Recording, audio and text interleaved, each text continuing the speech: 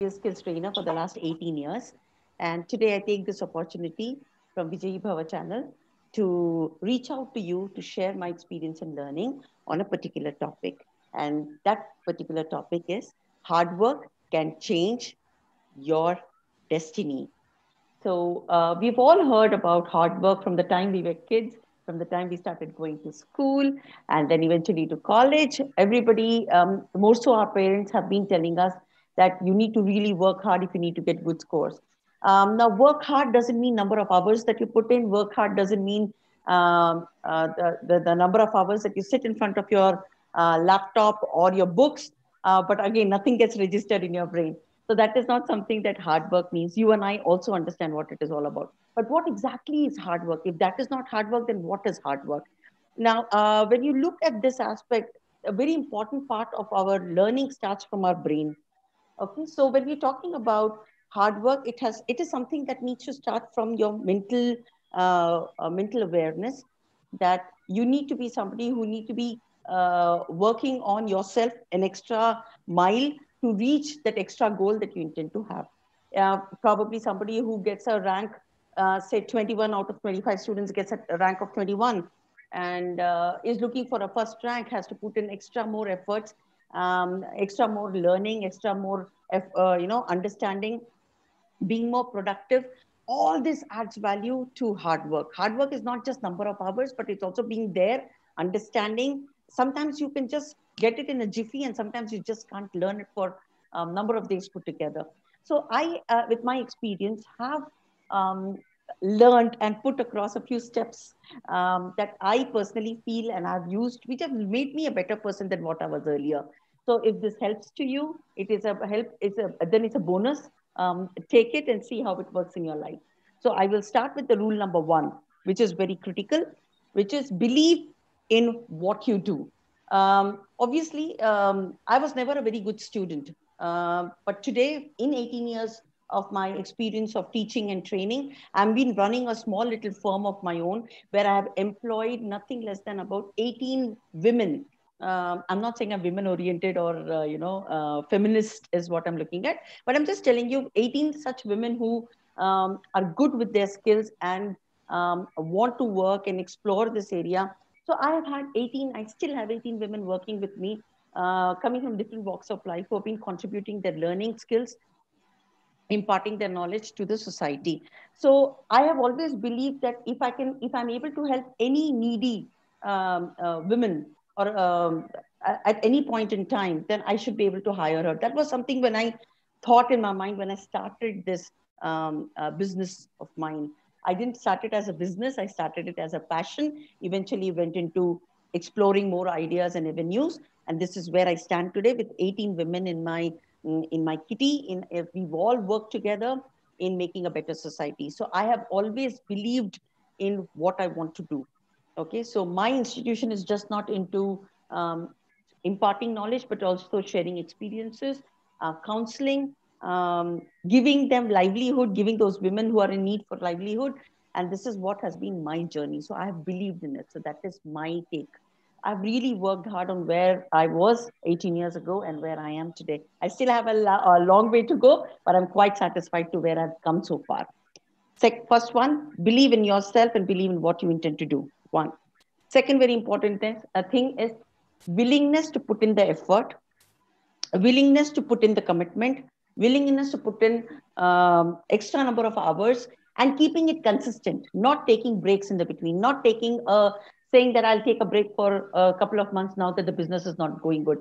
To be very honest, this COVID has actually made me think in a very different way, which earlier I never even thought. This pandemic happened all of a sudden. It took us all by surprise. And my systematic way of reaching out to clients, physically going and training,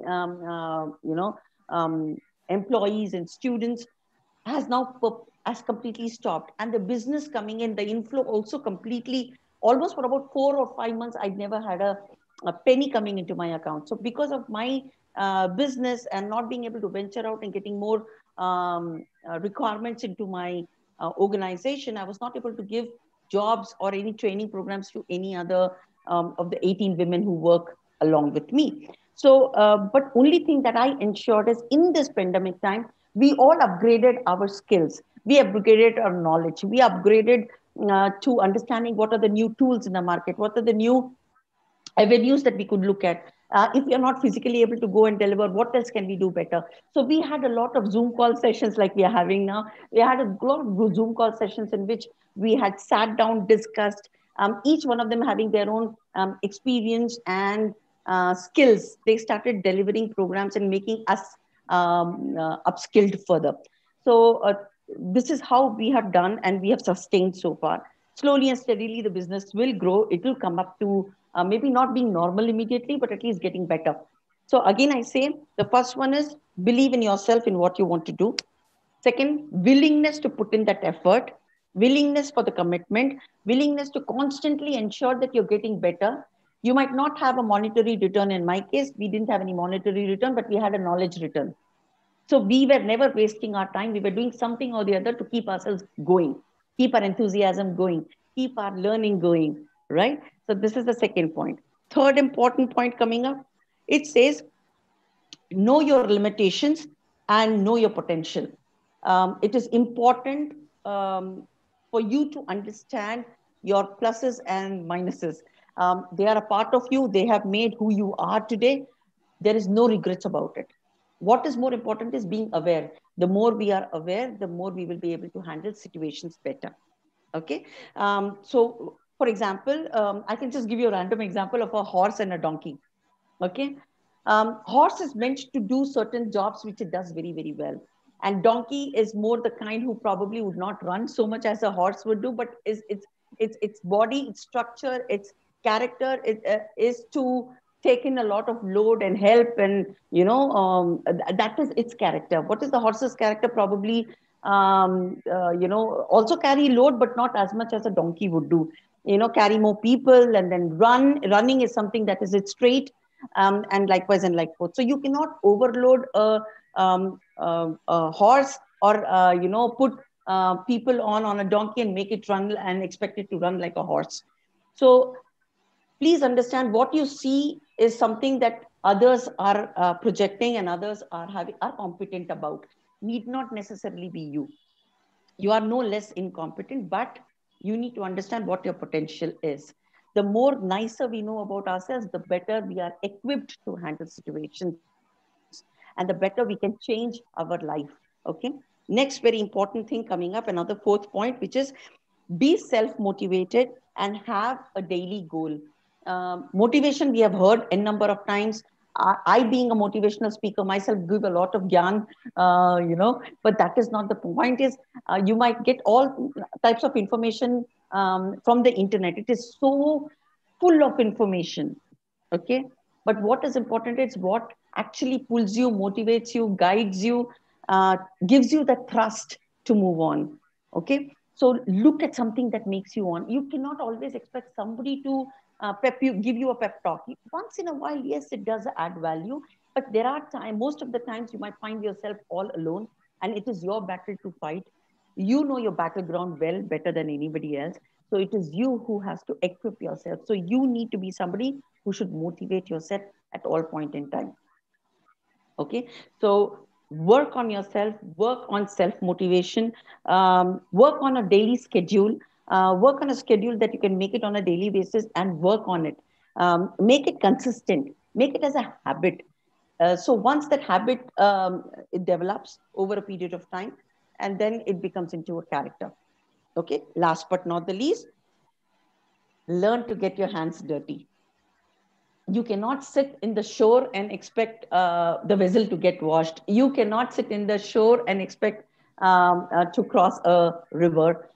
You will get wet, you will get dirty, the mud will get stuck to your feet, it might get stuck to any part of your body, which will take time to get dried up. All that will happen, but that needs to happen. Why? Because unless you put in, you know what you want, you have to get in to know what it is.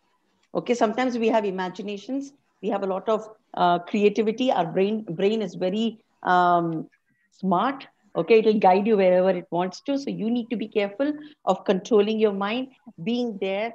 Whatever that you intend to achieve is something which is completely there in your hands. Unless you fail, unless you get dirty, unless you get You spoil your hands and make it dirty and experience that, um, that dirt. You will not be able to appreciate the things that are coming out. For example, if you intend to, you've joined a pottery class, but you don't want to touch the mud. You want to get into painting class, but you don't want to touch the oil paintings because the smell of the turpentine is always there in your hands. These are things that will not get you the exact or the best result. So for that, you have to be there and do it. So go ahead, do not hesitate. Go ahead, fall in the mud, spoil your hands, feel the effort, and then see how beautifully your success blossoms into, your hard work blossoms into a beautiful